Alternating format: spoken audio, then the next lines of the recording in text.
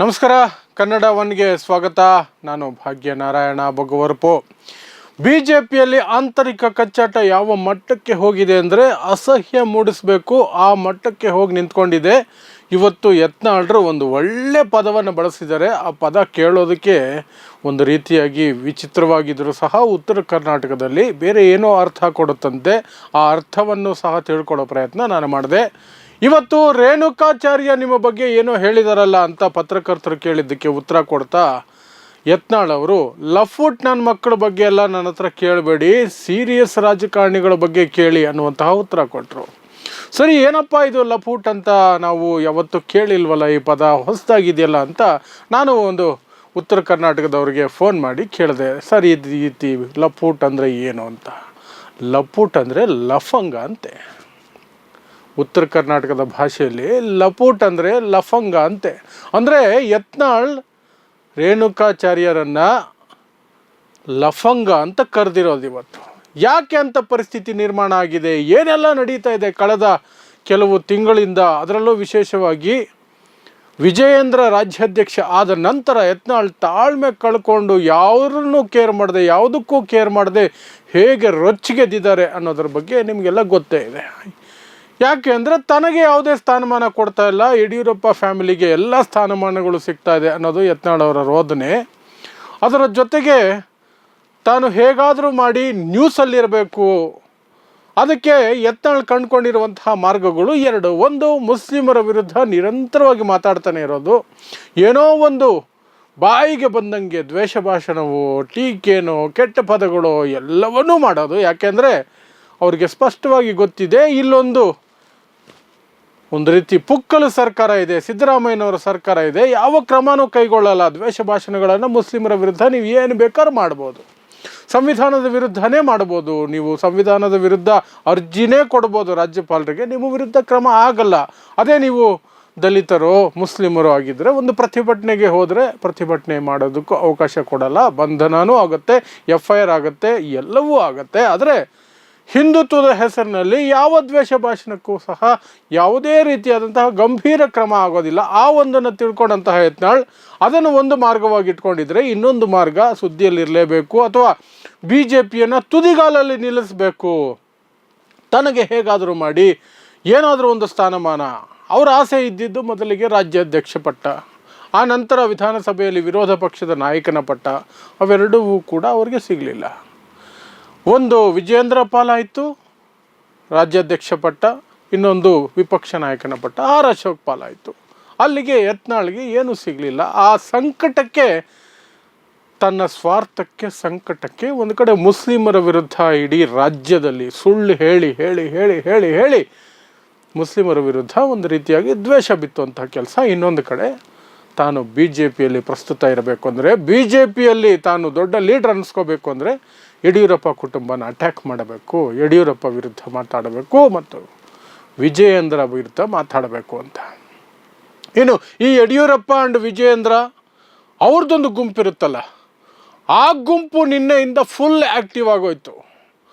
ರೇಣುಕಾಚಾರ್ಯ ಸುಮಾರು ವರ್ಷಗಳಿಂದ ಕಣ್ಣಿಗೆ ಕಾಣಿಸ್ತಾ ಇದ್ದಂತಹ ಕಟ್ಟಾ ಸುಬ್ರಹ್ಮಣ್ಯ ನಾಯ್ಡು, ಮತ್ತೆ ಸುಮಾರು ತಿಂಗಳಿಂದ ಕಣ್ಣಿಗೆ ಕಾಣಿಸ್ತಾ ಇದ್ದಂತಹ ಸದಾನಂದ ಗೌಡರು ಎಲ್ಲರೂ ಪ್ರತ್ಯಕ್ಷ ಆಗ್ಬಿಟ್ರು. ಸದಾನಂದ ಗೌಡರು ಪ್ರತ್ಯಕ್ಷ ಆಗಿ ಬಾಯಿಗೆ ಬಂದಂಗೆ ಯತ್ನಾಳ್ ವಿರುದ್ಧ ಮಾತಾಡಿದ್ರು. ಇದು ಸರಿಯಲ್ಲ, ಇದೆಲ್ಲ ನಾನ್ಸೆನ್ಸ್, ಹಾಗೆ ಹೀಗೆ ಅಂತ. ಆ ಯತ್ನಾಳ್ ಅದಕ್ಕೆ ಉತ್ತರವಾಗಿ ಸದಾನಂದ ಗೌಡರು ಬಾಯಿ ಮುಚ್ಕೊಂಡಿದ್ರೆ ಸರಿ, ಇಲ್ಲ ಅಂದರೆ ಸದಾನಂದ ಗೌಡ್ರದ್ದು ಎಲ್ಲ ಬಿಚ್ಚಿಡ್ತೀನಿ ಅಂತ ಹೇಳ್ಕೊಂಡು ಅವ್ರು ಬಂದರು. ಅವರು ಬಿಚ್ಚಿಡ್ತೀನಿ ಅಂದಿದ್ದಕ್ಕೂ ಸದಾನಂದ ಗೌಡರು ಕೆಲವು ತಿಂಗಳ ಹಿಂದೆ ತನ್ನ ಬಗ್ಗೆ ಒಂದು ಖಾಸಗಿ ಸಮಾಚಾರ ಏನೋ ಬರುತ್ತೆ, ಅದಕ್ಕೆ ತಡೆ ಕೊಡಿ ಅಂತ ತಡೆ ತಗೊಂಡು ಬಂದು ಕೂತಿದ್ದಾರೆ. ಎಲ್ಲರೂ ಹೇಳ್ತಾ ಇರೋದು ಏನೋ CD ಪಾಡಿ ಏನಾದರೂ ಇರಬಹುದು ಅಂತ. ಅದೇನಾದರೂ ಯತ್ನಾಳ್ ಕೈಯಲ್ಲಿದೆಯಾ? ನಾನೆಲ್ಲ ಬಿಚ್ಚಿಡ್ತೀನಿ, ಬಾಯಿ ಮುಚ್ಕೊಂಡಿದ್ರೆ ಸರಿ ಸದಾನಂದ ಗೌಡರು ಅಂತ ಯತ್ನಾಳ್ ಅವ್ರಿಗೆ. ಅದಾದ ನಂತರ ಸೆಕೆಂಡ್ ಕ್ಯಾಂಡಿಡೇಟ್ ಇವತ್ತು ರೇಣುಕಾಚಾರ್ಯ. ಒಂದು ರೀತಿ ಯಡಿಯೂರಪ್ಪನವರ ಮಾನಸ ಪುತ್ರ ಅಂತಲೇ ಕರಿಬೋದು ರೇಣುಕಾಚಾರ್ಯ. ಅವರು ಫುಲ್ ಆ್ಯಕ್ಟಿವ್ ಆಗಿ ಬಂಬಾರ್ಡ್ಮೆಂಟ್ ಮಾಡಿಬಿಟ್ರು. ಇವತ್ತು ಏಕವಚನದಲ್ಲೇ ಯತ್ನಾಳ್ ವಿರುದ್ಧ ಬೈದಿದ್ದು ಅವನಿಗೆ ಹುಚ್ಚಿಡಿದಿದೆ. ಅವನು ಕಾಂಗ್ರೆಸ್ ಜೊತೆ ಸೇರಿಕೊಂಡು ಸೋನಿಯಾ ಗಾಂಧಿ, ರಾಹುಲ್ ಗಾಂಧಿಯಿಂದ ಸುಪಾರಿ ತಗೊಂಡು BJPನ ನಾಶ ಮಾಡೋದಕ್ಕೆ ಹೊರಟಿದ್ದಾನೆ. ಇದೆಲ್ಲ ಸರಿಯಲ್ಲ. ನಾವು ಬಿಡಲ್ಲ ಅಂತ ಯತ್ನಾಳ್ ವಿರುದ್ಧ ರೇಣುಕಾಚಾರ್ಯ ಬಾಯಿಗೆ ಬಂದಾಗ ಮಾತಾಡಿದ್ದಾಯಿತು. ಅದರ ಬಗ್ಗೆ ಪ್ರತಿಕ್ರಿಯೆ ಕೇಳಿದಾಗ ನಮ್ಮ ಯತ್ನಾಳ್ರು ಹೇಳಿದ್ದು, ಈ ಲಪುಟ್ ನನ್ನ ಮಕ್ಕಳ ಬಗ್ಗೆ ಎಲ್ಲ ನನ್ನ ಹತ್ರ ಕೇಳಬೇಡಿ, ರೇಣುಕಾಚಾರ್ಯ ಬಗ್ಗೆ ಅಂದರೆ ಲಫಂಗ ನನ್ನ ಮಕ್ಕಳ ಬಗ್ಗೆ ನನ್ನ ಹತ್ರ ಕೇಳಬೇಡಿ ಅಂತ ಹೇಳಿದಂಥ ಅರ್ಥ ಅದು.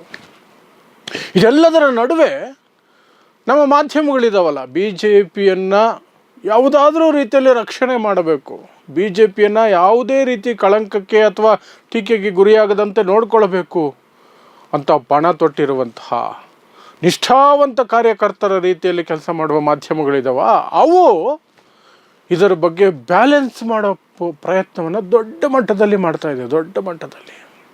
ಆದರೆ ಇದೇ ರೀತಿ ಯಾವುದಾದ್ರು ವಿಪಕ್ಷಗಳಲ್ಲಾಗಿದ್ದಿದ್ರೆ ಈ ಮಾಧ್ಯಮಗಳು ಏನೆಲ್ಲ ಹೇಳ್ತಿದ್ವು. ನರೇಂದ್ರ ಮೋದಿಯವರು 2024 ಲೋಕಸಭಾ ಚುನಾವಣೆ ಸಂದರ್ಭದಲ್ಲಿ ಅವರ ಕುಟುಂಬದ ಬಗ್ಗೆ ಟೀಕೆ ಮಾಡಿಬಿಟ್ರು ಅನ್ನೋದನ್ನು ಮುಂದಿಟ್ಕೊಂಡು ನನ್ನ ಪರಿವಾರ ಅಂದರೆ ಇಡೀ ದೇಶ ಅಂತ ಘೋಷಣೆ ಮಾಡಿದ್ರು. ಅದಕ್ಕೆ ತಕ್ಕಂತೆ ಎಲ್ಲ ಬಿ ಜೆ ಪಿ ಕಾರ್ಯಕರ್ತರು, ನಾಯಕರು ಎಲ್ಲ ಮೋದಿ ಕಾ ಪರಿವಾರ, ನಾವೆಲ್ಲ ಮೋದಿ ಪರಿವಾರ ಅಂದರು. ಆ ಮೋದಿ ಪರಿವಾರದ ಆವರಣದಲ್ಲಿ ಯತ್ನಾಳ್ ಬರಲ್ವಾ, ರೇಣುಕಾಚಾರ್ಯ ಬರಲ್ವಾ, ಯಡಿಯೂರಪ್ಪ ಬರಲ್ವಾ, ವಿಜಯೇಂದ್ರ ಬರಲ್ವಾ? ಇವರೆಲ್ಲರೂ ಖಂಡಿತ ಬರ್ತಾರಲ್ವ. ಯಾಕಂದರೆ ಇವರು ಸಹ ನಾವು ಮೋದಿ ಪರಿವಾರನೇ ಅಂತ ಹೇಳ್ಕೊಂಡು ಓಡಾಡಿದ್ರು. ಇವತ್ತು ಮೋದಿ ಪರಿವಾರದವರ ಬಾಯಿ ಸಂಸ್ಕೃತಿ ಹೊರಗೆ ಬೀಳ್ತಾ ಇದೆ. ಲಫಂಗ ಅಂತ ಓಪನ್ ಆಗಿ ಬೀದಿ ರಂಪ ಮಾಡ್ಕೊಂಡು ಕೂತಿದ್ದಾರೆ. ಈ ಕಡೆ ಯತ್ನಾಳಂತೂ ನನ್ನನ್ನು ಅದು ಏನು ಮಾಡ್ತಿರೋ ಮಾಡಿರಿ, ಯಾವನ ಕೈಲಿ ಏನು ಮಾಡೋಕ್ಕೆ ಸಾಧ್ಯ ಇದೆ ಮಾಡಿರಿ, ವಿಜಯೇಂದ್ರನನ್ನು ನಾವು ನಾಯಕ ಅಂತ ಒಪ್ಕೊಳ್ಳೋದಿಲ್ಲ, ಅವನು ಯಾವನು ಬಚ್ಚ ಅಂತ ಯತ್ನಾಳ್ ಜೋರು ಧ್ವನಿಯಲ್ಲಿ ಡೈಲಾಗ್ ಹೊಡ್ಕೊಂಡು ಓಡಾಡ್ತಿದ್ರೆ, ಇನ್ನೊಂದು ಕಡೆ ಹೈಕಮಾಂಡ್ಗೆ ಯತ್ನಾಳ್ನ ಮುಟ್ಟುವಂಥ ಧೈರ್ಯ ಇಲ್ಲ. ಈ ಕಡೆ ಯಡಿಯೂರಪ್ಪನ ಏನೂ ಮಾಡಲಾಗದಂತಹ ಸ್ಥಿತಿಯಲ್ಲಿ ಅಥವಾ ಯಡಿಯೂರಪ್ಪ ಕುಟುಂಬದಿಂದ ಅಧಿಕಾರವನ್ನು ಕಸ್ಕೊಳ್ಳೋ ಸ್ಥಿತಿಯಲ್ಲೂ ಬಿ ಜೆ ಪಿ ಹೈಕಮಾಂಡ್ ಇಲ್ಲ, ಮೋದಿ ಇಲ್ಲ, ಅಮಿತ್ ಶಾ ಇಲ್ಲ. ಈ ಕಡೆ ಯತ್ನಾಳ್ ವಿರುದ್ಧ ಒಂದು ಸಣ್ಣ ಟೀಕೆ ಮಾಡೋದಕ್ಕೂ ತಾಕತ್ತು, ದಮ್ಮು ಮೋದಿ ಮತ್ತು ಅಮಿತ್ ಶಾಗಿಲ್ಲ. ಹಾಗಾಗಿ ಯತ್ನಾಳ್ ನೇರ ಯಡಿಯೂರಪ್ಪ ವಿರುದ್ಧ, ವಿಜಯೇಂದ್ರನಂತೂ ಕೇರೇ ಮಾಡ್ತಾ ಇಲ್ಲ. ವಿಜಯೇಂದ್ರ ಒಬ್ಬ ಬಚ್ಚ, ಅವನು ನಮಗೆ ಹೇಳೋದಕ್ಕೆ, ಅವನ ಮಾತು ನಾವು ಕೇಳಲ್ಲ, ಅವನ ಆದೇಶಗಳು ನಾವು ತಗೊಳ್ಳೋದಿಲ್ಲ. ಅವ್ರ ಅಪ್ಪನ ಮಾತೇ ಕೇಳಿರಲಿಲ್ಲ ಅಂದರೆ ಯಡಿಯೂರಪ್ಪ ಮಾತೇ ಕೇಳಿರಲಿಲ್ಲ, ವಿಜಯೇಂದ್ರನ ಮಾತು ಏನ್ರಿ ಕೇಳೋದು ನಾವು ಅಂತ ಯತ್ನಾಳು. ಅಪ್ಪನನ್ನೇ ಜೈಲಿಗೆ ಕಳಿಸ್ತಂಥವನು ಅನ್ನುವಂತಹ ಟೀಕೆಗಳವರೆಗೆ ಅದೆಲ್ಲ ಹೋಗಿ ಈ ಬೀದಿ ರಂಪನ ಮ್ಯಾನೇಜ್ ಮಾಡೋದಕ್ಕೆ ಮಾಧ್ಯಮಗಳ ಎಲ್ಲಿಲ್ಲದ ಕಸರತ್ತು. ಏನು ಅಸಹ್ಯ ಹುಟ್ಟಿಸ್ಬಿಟ್ಟಿದ್ದಾರೆ ರಾಜ್ಯದಲ್ಲಿ ಅಂದರೆ, ಒಂದು ರಾಜಕೀಯ ಪಕ್ಷದ, ಒಂದೇ ಪಕ್ಷದ ಸದಸ್ಯರು, ನಾಯಕರು ಒಬ್ಬರಿಗೊಬ್ಬರು ಮಾತಾಡ್ತಿರೋದು ಅಷ್ಟು ಅಸಹ್ಯ ಹುಟ್ಟಿಸ್ತಾ ಇದೆ. ಆದರೆ ಒಬ್ಬರೂ ಸಹ ಮೋದಿಯನ್ನು ಪ್ರಸ್ತಾಪಿಸೋದು, ಮೋದಿ ಪರಿವಾರ ಇವರೇ ತಾನೇ ಹೇಳ್ಕೊಂಡು ಓಡಾಡಿದ್ದು, ಮೋದಿ ಪರಿವಾರದ ಸಂಸ್ಕೃತಿ ನೋಡಿ, ಮೋದಿ ಪರಿವಾರದ ಬೀದಿ ರಂಪ ನೋಡಿ ಅಂತ ಹೇಳುವಂತಹ ಮಾತಿಗೆ ಯಾರೂ ಹೋಗ್ತಾ ಇಲ್ಲ. ಮಾಧ್ಯಮಗಳು ಕಂಪ್ಲೀಟಾಗಿ ಅದನ್ನು ಮುಚ್ಚಾಕೋದಕ್ಕೆ ಪ್ರಯತ್ನ ಮಾಡ್ತಿರುವಂತಹ ಪ್ರಯತ್ನದ ನಡುವೆ ನಾವೆಲ್ಲರೂ ಸಹ ಅರ್ಥ ಮಾಡ್ಕೊಳ್ಬೇಕಾದಂತಹದ್ದು, ಬಿ ಜೆ ಪಿ ಏನೋ ಸ್ಪೆಷಲ್ ಪಕ್ಷ, ಮೋದಿ ಅಮಿತ್ ಶಾಗೆ ಎಲ್ಲರೂ ಹೆದರ್ತಾರೆ, ಯತ್ನಾಳ್ ಕೇರೇ ಮಾಡಲ್ಲ, ಮೋದಿಗೂ ಕೇರ್ ಮಾಡಲ್ಲ, ಅಮಿತ್ ಶಾಗೂ ಕೇರ್ ಮಾಡಲ್ಲ, ರಾಜ್ಯಾಧ್ಯಕ್ಷನಿಗಂತೂ ಲೆಕ್ಕನೇ ಇಡಲ್ಲ. ಹೈಕಮಾಂಡಿಂದ ಫೋನ್ ಬಂದಿತ್ತು ಯತ್ನಾಳ್ಗೆ, ಬನ್ನಿ ಅಂತ. ಅಯ್ಯೋ ನಾನು ಬರೋಲ್ಲ, ಹೋಗ್ರಯ್ಯ ಅಂತ ಯತ್ನಾಳ್. ಬಂದರೆ ನನ್ನ ಇಡೀ ಟೀಮ್ ಬರುತ್ತೆ, ನನಗೆ ಯಾರ್ಯಾರು ಸಪೋರ್ಟ್ ಮಾಡ್ತಿದ್ರು ಅವರೆಲ್ಲರೂ ಬರ್ತಾರೆ, ನಾನು ಒಬ್ಬನೇ ಬರಲ್ಲ, ಡೋಂಟ್ ಕೇರ್. ನಡ್ಡಾ ಕಾಲ್ ಮಾಡಿದ್ರು ಅಷ್ಟೇ, ಅಮಿತ್ ಶಾ ಕಾಲ್ ಮಾಡಿದ್ರು ಅಷ್ಟೇ, ನಾನು ಬರಲ್ಲ, ನಾನು ಹೆದರಲ್ಲ, ಏನು ಮಾಡ್ತೀರಾ ಮಾಡಿರಿ, ನಿಮ್ಗೆ ತಾಕತ್ತಿದ್ರೆ ನನ್ನನ್ನು ಪಾರ್ಟಿಯಿಂದ ತೆಗೀರಿ ಅಂತ ಯತ್ನಾಳ್ ಟಂಪಾಟ. ಇದು ಮೋದಿ ಪರಿವಾರ ಅಂದಾಗ ಒಂದು 6-7 ತಿಂಗಳ ಹಿಂದೆ ಎಲ್ಲರೂ ಏನೋ ಅಂದ್ಕೊಂಡಿದ್ರಲ್ಲ, ದಿಸ್ ಈಸ್ ಮೋದಿ ಪರಿವಾರ. ಒಂದು ಈ ಥರ ಬೀದಿ ರಂಪ ಮಾಡೋದು, ಇನ್ನೊಂದು ಅದಾನಿಯನ್ನು ರಕ್ಷಣೆ ಮಾಡೋದಕ್ಕೆ ಪಣ ತೊಟ್ಟು ನಿಲ್ಲೋದು. ಇದೇ ಮೋದಿ ಪರಿವಾರ.